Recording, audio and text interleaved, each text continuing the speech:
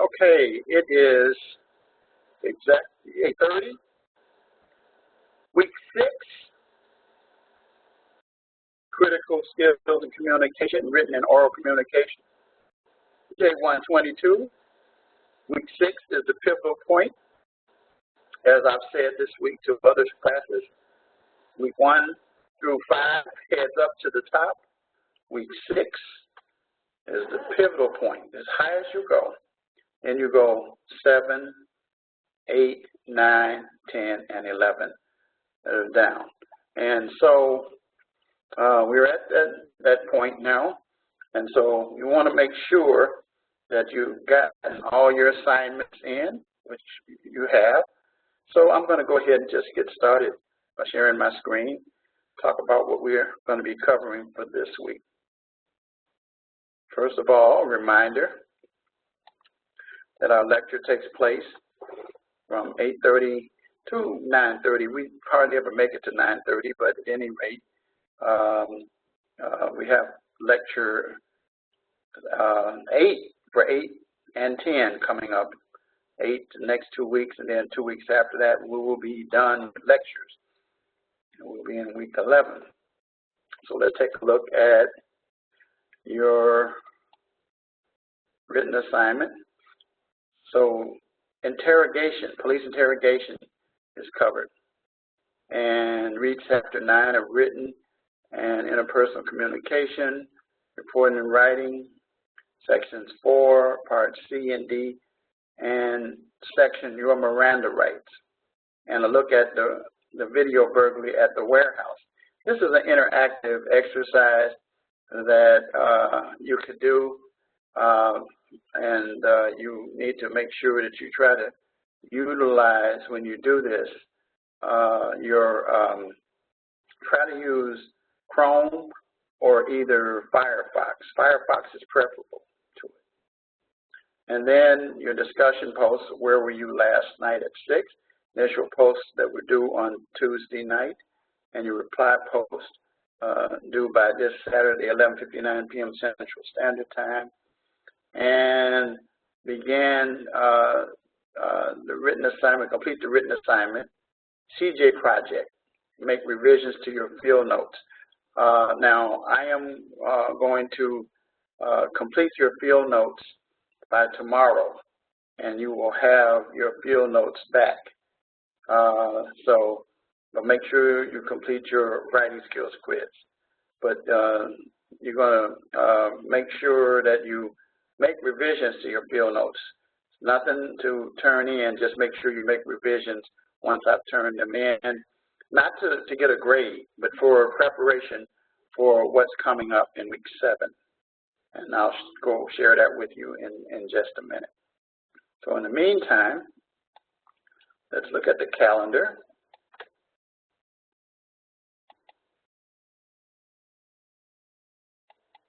Calendar says that for this week,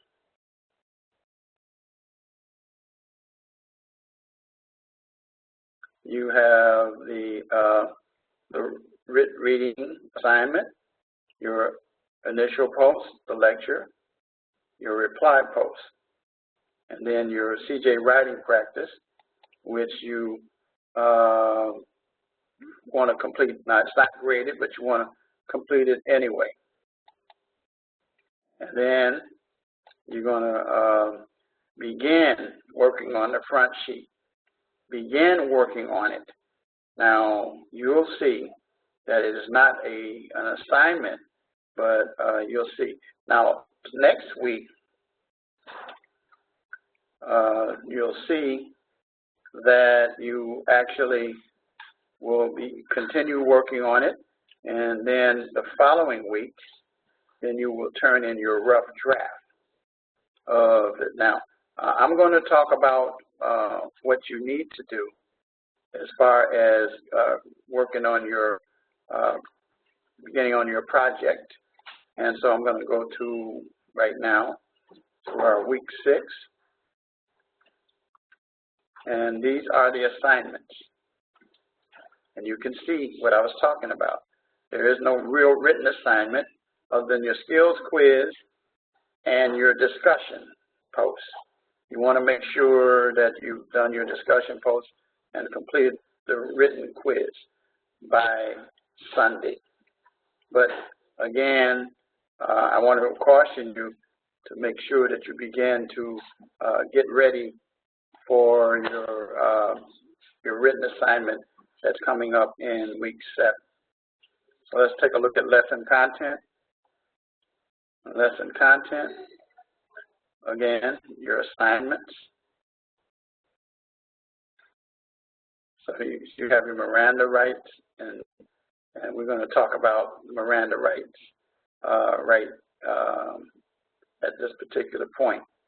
But before I do that, I do want to remind you next week, week 7, you need to pay close attention to this before I get into that. I want to show you week 7. Now, in week 7, you're still going to continue working on your discussion. You're going to do that. But if you look at lesson content, it is reminding you to begin work on your project. Now, when you get ready to prepare and submit your draft, you're going to use this template that's located down here at the bottom that I'm pointing to. Police report. And this is what it looks like. You're going to click on that, and you're going to open it. You must use this template 2 times. You're going to use it for your draft, and then you're going to use it for your final report. So you're going to need to fill in all of the information here that you needed when you get ready to turn it in. Now, if there is no suspect, you're going to say that there is no suspect, and you're going to include that information in your conclusion. But you're going to fill in the details concerning all of these things. All these things. That's what you want to get ready. Then you're going to deal with the type of evidence collected. And then your chain of custody. Very important that you detail the chain of custody, explaining the steps that you need to do to complete your chain of custody. Very, very, very, very, very important to maintain the integrity of the evidence that's discovered. You're going to tag it. You're going to say where you found it. You're going to explain what you did with it, all the way to who you turned it over to. Okay? And the reason for that is because whoever gets it next will have to do the same thing, so that by the time it gets to court, it is clear that this is the same document. You're going to fill in this information, and then you're going to get to the narrative. That's where the biggest of your grade is going to come. The who, what, when, where, how, and why. I provided you an article already that gives you how to write a police report, and you should have that as well. And then your conclusion. But this is the template. This is the template that you have to make sure that you use. Very important. Very, very, very important. Okay, so that's not until week 7, because you're going to turn it in week 8. But this is what you're going to use. So notice again, going back, that you begin working on your project, but you don't turn it in. So in week 7, which is next week, you're still going to have a discussion post. Then you're going to work with CJ writing practice. The point of the matter is that you have plenty of time to get ready. So you'll have your field notes back to help you and give you almost 2 weeks to prepare, to help you. And the field notes are very important, because your field notes is what you utilize to prepare your draft and your final report. Okay, So now let's get back to our lesson 6. Okay, let's go back again. Okay, so now let's look at week 6, your Miranda rights. So let's talk about that. Let's spend a few minutes talking about the Miranda rights. It is very important that you recognize the fact that when an individual is in custody, that you give them the Miranda rights. The Miranda rights are very simple. You see them down here that came out of the Miranda versus Arizona case of 1966 that requires police and law enforcement to share the following bullet points. You have the right to remain silent. Anything you say can and will be used against you in a court of law. You have the right to an attorney and have an attorney present before and during questioning. If you can't afford an attorney, one will be appointed free of charge if you desire. At any time during interrogation, the suspect can admit, confess, or invoke their rights or refuse to make anything further. If they decide that they're not going to say anything, you can't stop them. Now, let me say this to you so you understand the Miranda rights. Then I'm going to tell you a little history of it in a minute. But the rights are absolute. They are a way to make sure that the evidence that you take in terms of statements will be admissible in a court of law. When is a person in custody? A person is in custody when they are not free to go. When they ask the question or are told they can't go, that's the point. Anything they say after that. And so it is very important that in interrogation that you recognize the importance of the Miranda warnings. Now let me tell you a little history about this case. There were techniques that the police were using prior to Miranda versus Arizona in 1966 that the Supreme Court criticized, that created situations where people were not just tricked, but just coerced into making statements. And it was psychological situations where people were put into a position. And the techniques that were utilized were from a book called Interrogation and Confession by two people, John Reed and Fred Inbow. Well, I had the pleasure when I was in law school of having Professor Fred Inbow as my criminal law professor. And Professor Inbow, we used to call him Freddie the Cop because he always supported the prosecution. In fact, he would oftentimes comment about an organization that he participated in called the National Association of Prosecutors. Anyway, when the techniques were criticized, and if you ever read the full Miranda case, in the footnotes you'll see what I'm talking about. Well, Professor Inbow shared with us as students that he felt personally maligned by the United States Supreme Court in this case and took it personally. So what did he do after that? He spent every opportunity, whenever a case came up before the United States Supreme Court, submitting a friend of the court or amicus brief to guide the court as to why the Miranda warning should be taken away and why Miranda versus Arizona should be overturned. He participated in that all the way. I know for a fact from 1978, 75 is when I had him as a professor. When I graduated, he was still doing it in 78. And he continued doing it until in the 90s.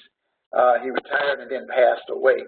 But his legacy was to see the Miranda case overturned.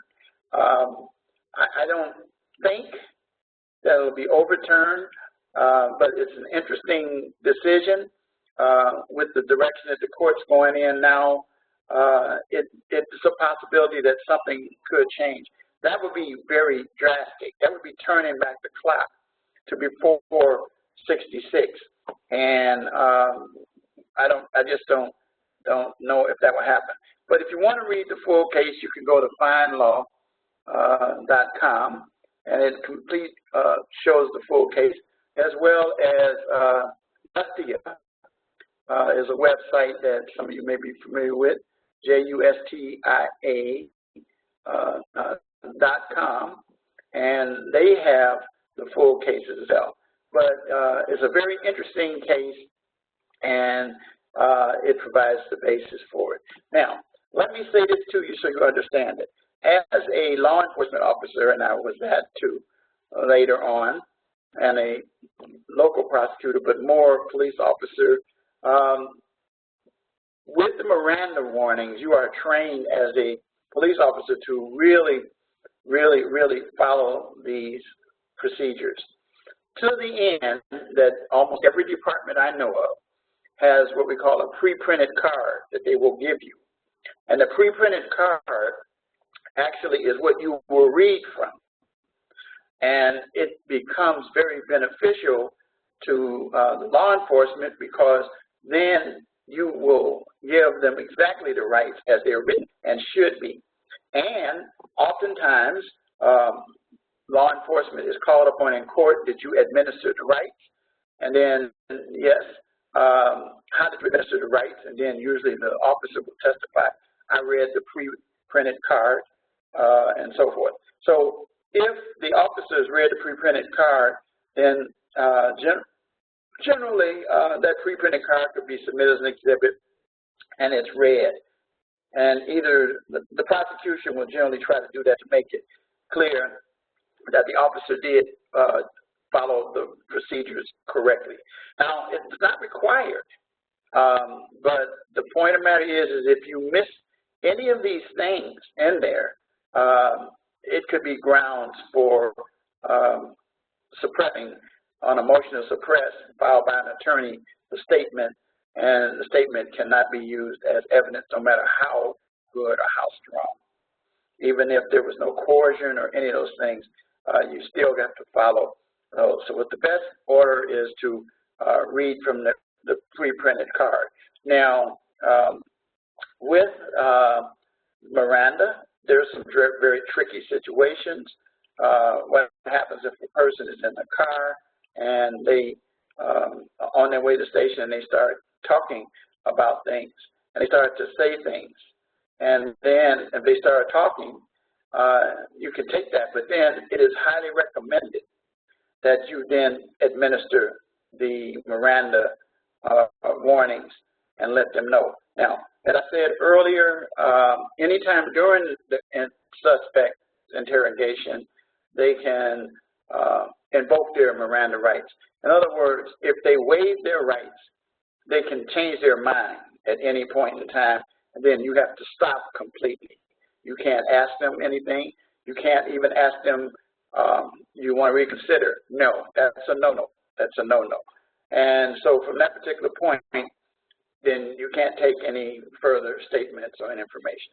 It's that strict and that serious, and that is so important when we consider police interrogation. It is the #1 rule to remember. And I pointed that out to many of you in the discussion posts that you submitted, that you wanted to make sure that when you were covering the issue of where were you last night at 6, and interrogating the suspect, that you did Mirandize them at that point.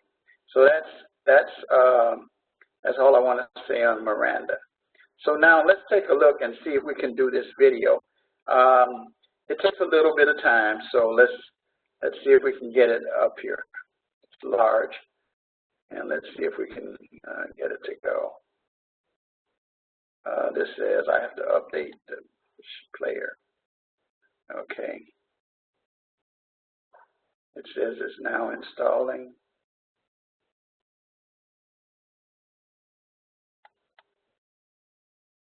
Okay, so bear with me a minute while it installs.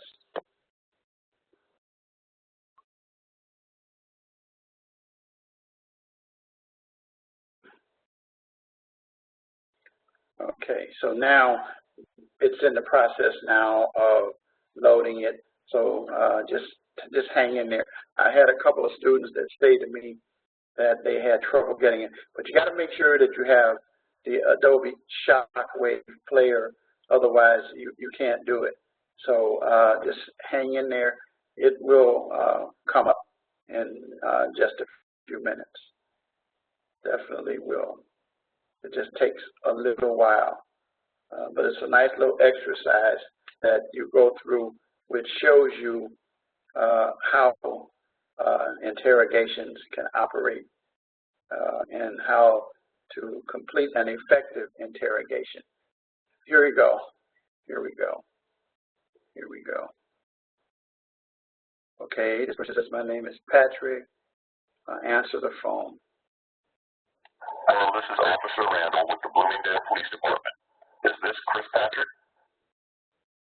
So, so the person would say either one. Why do you want to know? Or say yes. Okay. Yes.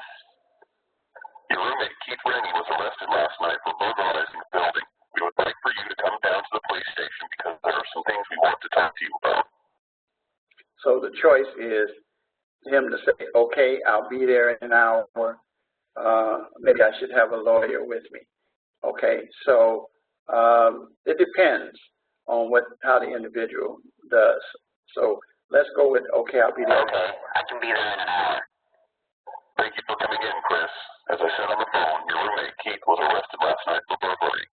Were you with Keith last night? We went bowling after dinner, and then we walked back to our apartment. Were you drinking last night? So this is a question. Remember, this is interviewing the suspect. Now, he said, you know, it depends on what this individual feels. Let's just say at this particular point that he's cooperating, like as I said.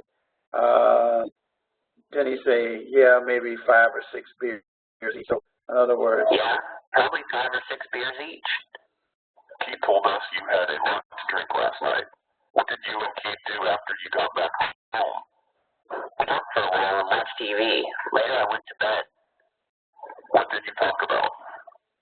We talked about that warehouse next door to our apartment building. We were curious about what was in there since we've never seen anyone going in or out. Did you talk about what person might get into the warehouse? Keith mentioned an air duct on the side of the building. Do you know where Keith was arrested? okay. So now, notice what has happened. He already said that they had been drinking a lot. So when they were having a conversation. And so he started to elaborate about that conversation. Now, if he had that many drinks, it's kind of hard for him to give details. This is what you begin to think as you're questioning. So, so do you know where Keith was arrested?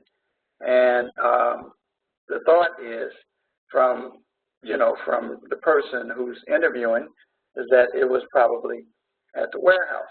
And so let's say he's cooperating. So probably that warehouse next door to our building. He was arrested at the warehouse on Portland Avenue next to where you live. Were you with him? No, I went to bed about 10:30. Is there anyone that can verify that? Yes, Keith was home when I went to bed. Anyone else? So again, remember, he's cooperating. So his idea is no. But remember what he's done already. He's already made himself look he's being roped in by the interrogator by him giving too much information, even though he's cooperating. So let's continue with him cooperating. So, and the only alibi is Keith, remember, but they were both drinking. So if he starts saying, no, maybe I should have a lawyer, now he's going to become not as cooperative. But let's just say he's still cooperating. No, you're not under arrest, Chris. Just a couple more questions and then we will be done. Do you or Keith go to school? Keith doesn't, but I go to Dale Community College. We got a sweatshirt on the floor of the warehouse that says Dale Community College. Do you have a sweatshirt like that? So now he can't say, I don't know what color was the sweatshirt, because he said that he went there. He's waiting for him to answer the truth. So this is the thoughts of the interrogator. So he's going to be cooperating. So yes, okay. Yeah. So you have no alibi for the time. You confess that you discussed breaking into the warehouse. Your clothing was found inside the warehouse, but you claim you were at home sleeping. Doesn't that sound suspicious to you? Okay. Now, in the mind of the person questioning, here's where now he's being confronted. Even if it sounds suspicious, I wasn't there and I didn't do anything wrong. So he's in trouble. So best thing for him to do is say nothing. Here's the situation. This morning, Keith told us that you were there with him in the warehouse last night, but then you left before the police officers arrived. No. Either Keith is lying or the cops lying to play something. So he could say, I talked with Keith about the warehouse, but I didn't go in with him. Best thing for him, say nothing. Whether or not you were actually in the warehouse, you were part of the plan. That means you confessed to conspiracy to commit a felony. I'm willing to believe that you weren't in the warehouse, so if you agree to sign a confession that you helped plan the break-in, I'll make sure you just get probation and not a single night in jail. That's the best I can offer you. Otherwise, we charge you with burglary based on your lies and the evidence.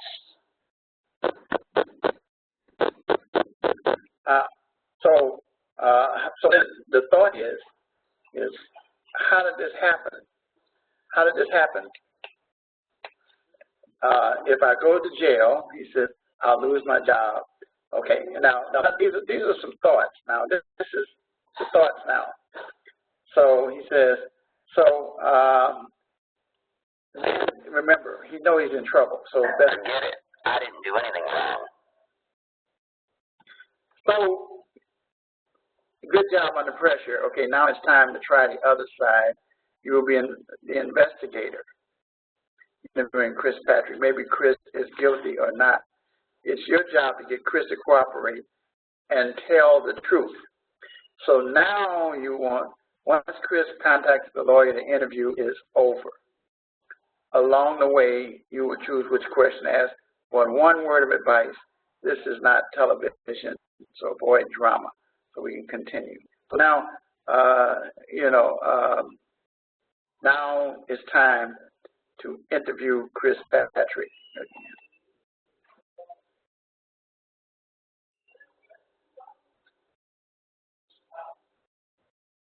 So now, thanks for coming here, Chris. So do you know why I asked you to come here? Thanks for coming down. Your roommate, Keith, was arrested, and I'll ask you some questions. How long have you been? Okay, so anyway, he wants to get Chris. Thanks for coming here today. So Chris, do you know why I asked you to come down here? I guess because Keith got arrested. So anyway, start easy, making some guess at some answers, counterproductive, and it takes the suspect over. So continue. So far, so good. Now, it says, I want to figure out what Keith was doing last night. Were you with him at all yesterday? We'd like to figure out what Keith was doing last night. Were you with him at all yesterday? Okay. So the question is, I want to figure out, or we want to figure out what Keith. So now he's making the suspect now feel like he's helping him. We would like to figure out what Keith was doing last night. Were you with him at all yesterday? Well, we work at the same place, and after work, we got dinner at Marion's Barbecue, and then went bowling. So, instead of remind the suspect that you were to the police, this is more intimidating, having a more personal conversation, and that's what I'm promoting here. So while you were bowling, you guys probably had a few beers, too many. Tell me about bowling. Did you guys have anything to eat or drink? So now you're starting to ask for information. Tell me about bowling. Did you guys have anything to eat or drink? We had a few beers while we were bowling. Keith had a lot more than I did, but we were both drinking. So he's asking leading questions, inviting the person to agree to erroneous statements. A smart suspect will realize they're being manipulated, so you have to watch that. So, Chris, you want to help us figure out the truth here, right? The reason I asked you about bowling is to figure out where Keith was before he was arrested. Which one? Again, you want to help. You want to get that. You want to help us figure out the truth here, right? Okay. So you want us to help us figure out the truth here because there's only one socially acceptable answer, and the answer is okay. What's going to happen when we're done here? Now he's starting to wonder what next. He's answered the question. Says, I really can't say, this is what the officers say, or a lot depends on what you have to say, or we'll talk a little while and you go home. Keith will probably go back at work on Monday. Now, here you're running into a problem here. It says, it's best to follow this. I really can't say. A lot depends on what you have to say. Okay, what do you want to know? Okay, so you don't make false promises. That's what I just said a few minutes ago. If the person being interviewed knows the promises are false, they won't believe anything. So that's why I said what I said in terms of not making any guarantees about what can happen. So now the question is, I want to know where you went after bowling, what time you got there, how you got there, and what were you doing. So this can confuse a person. So you want to instead go this way. So you guys were bowling, and then what? About 8, we walked back to our place because the bowling alley is close to us. Then we played foosball on the table we have at home. And then we just sat around and talked. Bombarding a person with questions is confrontational. That's what I said you don't do. And it's not always a bad thing, and likely to confuse and alienate them. So now we come to, so you all talked. What did you and your burglar buddy have to talk about? Now this is accusatory. Tell me what you two talked about. So you can do this one, but now you're accusatory. You're still trying to get information. Tell me about what you two talked about. He said, I thought it over and I got it all figured out. That warehouse next door is a front for car thieves. He was just kidding, but we were both curious about what was in there because we've never seen anyone going in or out. So now, using overused labels, insulting or derogatory descriptions will reduce cooperation. That's why I said don't say that other one, and that's why I went the route to keep them from being defensive. Now, the question comes is, did you and Keith make a plan to go into the warehouse? And then here's my guess about what happened. You and Keith were talking about the warehouse and what it was in it. You guys were curious. That's understandable. Who wouldn't be curious? When you decide to go over there just to look around but not cause any trouble, is that the way it went? You can go that way. Then you could ask them, did they make a plan? You know what his answer is going to be? No. So here we are. Here's my guess about what happened. You and Keith were talking about the warehouse and what was in it. You guys were curious. That's understandable. Who wouldn't be curious? Then you decided to go over there just to look around but not causing any trouble. Is that the way it happened? See, the interview is over now until the person gets a lawyer. So you can try again over it. So I'm not going to go through that. But the point matter is you can keep going through it, and you can see, depending on the answers and questions, how well you're doing in terms of getting the information. The point of the matter is that you're interviewing a suspect, and then the suspect turns into an individual that makes a confession, and then you got to recognize that you're getting upon information that's going to be admissible as a statement against that person, so you're going to need to Mirandize them in that situation. So that's a little exercise there. You can keep doing it over and over, and you can do the same thing again. So that's about it. Again, I remind you that when you go through the assignment, you know, for this week, again, it's your reading and then your writing skill quiz. Make revisions and additions to your field notes that I send you. And this is important as your final report, based entirely on details you provide in your field notes. So I'm going to see how well your field notes is going to be comprehensive. When you get to your report, you shouldn't be adding stuff that's not in your field notes. And your field notes themselves should be based upon your week 5. When you did the actual field notes as an assignment, which I will be grading, then you had to use the scenario, use the crime scene scenario. There was sample field notes showing, if you notice, there's bullet points. Important that you have this information. Of course, so you already have submitted that information, and I'm going to make sure that you understand that. So at this particular point,